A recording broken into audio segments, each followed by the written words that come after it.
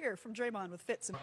I mean, you touched on it. I was going to ask you about it. You hit the 4 threes tonight. They weren't guarding you out there. You made them pay. But also driving, working off of Steph. How much do you enjoy that aspect of the game? When you see Steph is being guarded a certain way, you kill him. Well, you know, after 14 years of playing together, we've seen every defensive scheme you can imagine. And, you know, when they're focused on just completely taking him out the game, like, you know what that coach said. They don't care if they win. We just have to take him out the game. And when you do that, everybody else make you pay. I had a good game. Mel had a big game. BP had a good game. Everybody had a good game. So when you play that defense, everybody wins. Draymond, put it in perspective. The team is 11-4 the last 15. You're 5-1 on this homestand. You talked about after the Clipper game how physically you were beaten up, but you're shooting 40% on threes on this homestand. This part of the schedule and the way you've taken advantage of it couldn't have come at a better time. It definitely couldn't have. You know, you get stuck in these dog days. It's great for us to be home, and at least you're kind of in the rhythm and, you know, get your rest. You're kind of in that routine. So, you know, we knew we needed to take advantage of this homestand, you know, especially with where our record is. We knew we needed to take advantage of this homestand, you know, especially with where our record is. It's time to gain some ground and heading into the All-Star break. So, you know, we've tried to take advantage, and, you know, tonight was another example of that. Draymond, you mentioned multiple guys playing well. What can you say about your bench? When you're getting 70 points from your bench. First time all year. That is unbelievable. It is. You know, I feel like I'm a broken record, but since DeAnthony Melton and Al Horford has been back, they've really shored up our bench unit. You know, you're starting to see the team that Mike Dunleavy put together. You know, we weren't able to see that the first 30 games or so with the injuries, but you're finally starting to be able to see the vision. And, you know, it's coming together at a great time for us. We need those guys to play well. They're connectors. And, you know, it's been good to have those guys back and playing the way they are. Now, Draymond, whenever you get to play with a big who's good defensively, I'll go back to you and Bogut, but you and Al, all defense chops for both you guys. When you're in there together, it's kind of fun. Well, you know, Al is one of those guys where you can just kind of do things and you don't have to even say it. He's just going to read it. And, you know, I've had the honor, like you said, of playing with an Andrew Bogut, you know, a Zaza Pachulia, different guys who you just go and they read it. And Kevon Looney, you know, and Al is that on steroids. You know, he really, really sees the game from a different angle, and which allows me to kind of float around and be disruptive. But then also Quentin Post. Quentin Post has been incredible defensively this year, so I got to give him a lot of credit as well. You know, when we're in that first unit, playing next to Quentin Post allows me some freedom as well. So it's been good, and it's been great to see his growth on that side. You're giving a lot of love to your teammates, but you're so great defensively, people have to be careful not to take it for granted. That play where you guys actually challenged it and Brandon Miller's driving into you, open court, elusive player, you're in front of him, you draw the charge there, a successful challenge. Just plays like that you've been making against Karl-Anthony Towns the last game. This is something you do so often. Talk to me about the mentality you come into these games with. Obviously, it's a natural thing for you. You're the defender. But making plays like that consistently is uncommon. It's common for you. Well, I'm always just trying to put out a fire. You know, if you can save 2 or 3 of those baskets in transition when we're at a disadvantage, that could be the game. You know, we always look at the last 3-4 plays of a game and be like, yo, that didn't happen, they win this game. But it's plays like that that's in the flow of the game that if you can, hey, baby, if you can stop 1, 2, 3 of those plays, it's number one, to change the momentum. That's all of a sudden a 5-point swing. You know, if he makes that layup, we don't challenge, and he knocks the free throw down, that's 3 points for them. In turn, we get to stop and we get a bucket, 5-point swing for us. And earlier in the season, those 5, 7-point swings have been going against us. Now we're starting to get them going in our favor, so it's good. Draymond, thanks for being generous with your time. Get to that beautiful family. Thank you. Get Curry away. What? So it's important. Really? I've been watching for a few years They're now. going to I've fall noticed that. into the tunnel? They're going to follow him into the tunnel? Absolutely. Yeah, that's but how those you think. shots that are yielded to Draymond, GP2, it's so important they knock him down. Those shots are going to be there. Tonight he made them pay. He needs to continue to do that each and every game. All right, we are just getting started on Warriors postgame live with the fans crowding in behind us. They saw a show tonight We've got more show coming up. How about just a little bit of Giants talk? Because we have a special guest, the new Giants skipper, in studio with us. It's Tony Vitello. You know, of course, he's the first coach to make the leap from the college ranks straight to skipper. This is after he helped build Tennessee into a national powerhouse with the championship in 2024. Legendary story already before you even coach your first game with the pro ranks. How do you want to endear yourself to a new set of players who might be wondering what you're about? You know, I think just to be able to spend time with them, and I wasn't the only one here. There was 5 players up in the suite. We were all hanging out. That was post-Fan Fest that we did in San Jose today. Huge turnout. I heard we doubled the amount of people that came out last year for the Fan Fest. So it's just like any successful locker room you guys have been a part of. Relationships are key.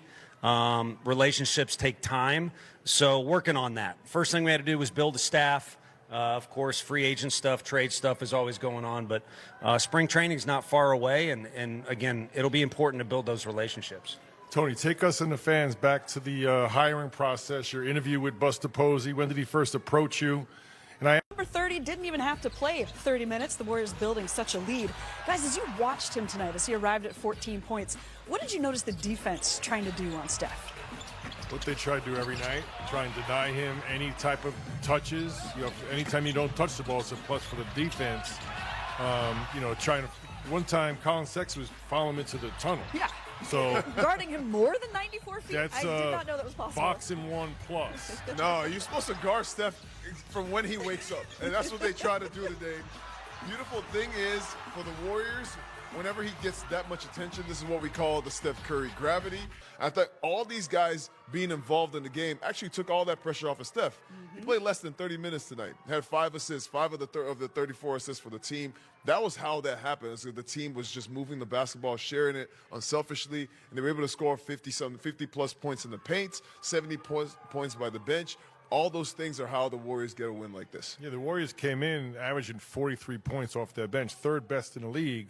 They get 72. Yeah. And Charlotte's bench, you know, they average about 36, so they got 49. So they were plus 13 from their normal numbers. But it is a good lesson, though, you know, because defenses do that every single night to Steph. So a lot of those shots are there every single night. Sometimes don't overcomplicate things. When the shot's there, I think especially early, because if you start knocking down shots, I don't care who you are, coach, player, all of a sudden you start to make some adjustments. And as they make adjustments, that's when Steph can get free. So I think it's really important they continue to play this way moving forward. He's always happy to smile at teammates having a big game, too. He loves those smiles from the bench cheering on his teammates. And as a teammate, you should just say thank you. And Steph's, that little wink is, you're welcome. You're welcome. Yeah. The Hornets tried to go after the head of the snake tonight, but the snake was still wiggling, I think. Wiggling all the way to 72 Little points bit of venom. off the bench. Oh, I like it. You said that better than I did. Why don't we hear from Steph Curry, who's at the podium? This is one of those moments, Warriors fans, where you can literally feel the clock ticking. You don't need an insider leak, you don't need Woj or Shams to spell it out. You can see it on the court, you can hear it in Steve Kerr's rotations, and you can feel it in the silence around Jonathan Kuminga. This Warriors season has reached a crossroads, and whether people want to admit it or not, everything right now points to one unavoidable truth. Golden State has to make a decision, and they have to make it fast. For years, Kuminga was sold as the future, the athletic freak, the next bridge from the Steph Curry era to whatever comes next.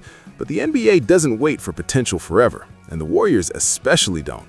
This is a franchise built on timing, chemistry, and fit. And right now, the fit just hasn't worked. Not consistently, not when it matters most. And that's why this trade idea involving DeAndre Hunter isn't just noise. It's not clickbait. It's not fantasy basketball. It actually makes sense in a way that's uncomfortable because it's logical. Let's be honest about where the Warriors are. This team is not rebuilding. They're not tanking. They are trying to win playoff series now. Stephen Curry is still elite.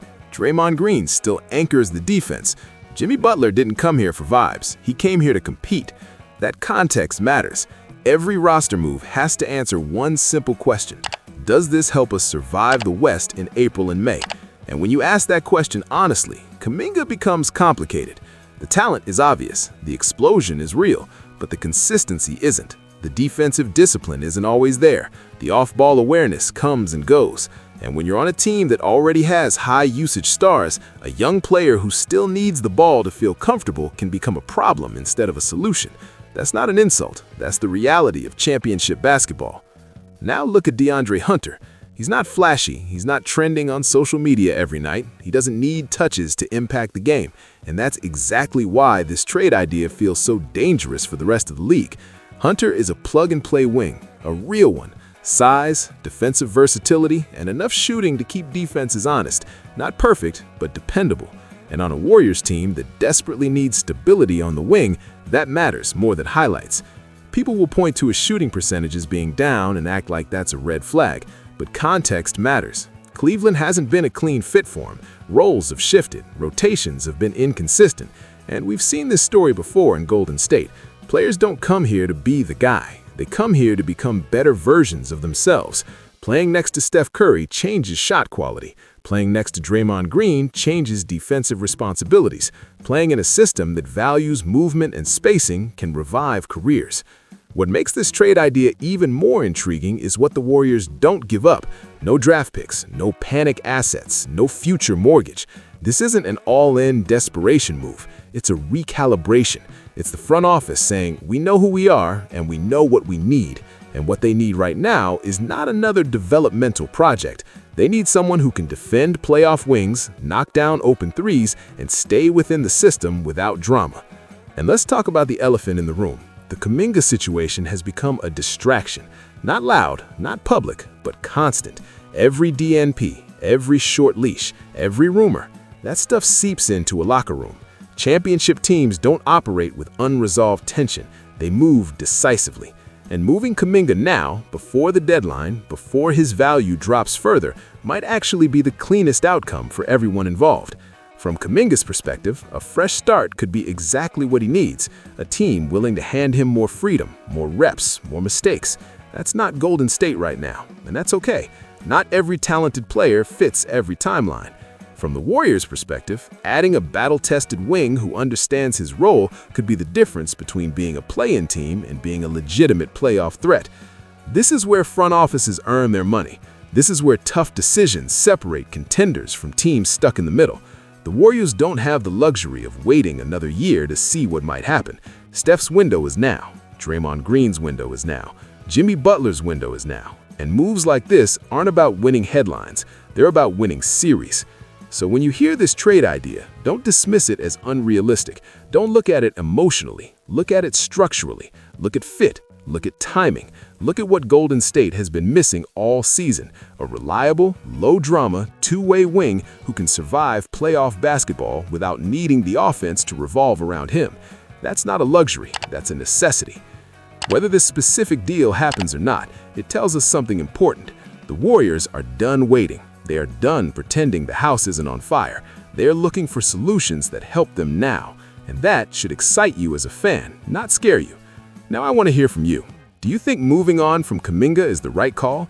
Would DeAndre Hunter actually be the kind of upgrade this roster needs? Or do you still believe in waiting it out? Drop your opinion in the comments. Let's debate it like real Warriors fans. If you enjoyed this breakdown, hit the like button, subscribe to Warriors Nation News, and stay locked in because the trade deadline is coming fast and this story is far from over.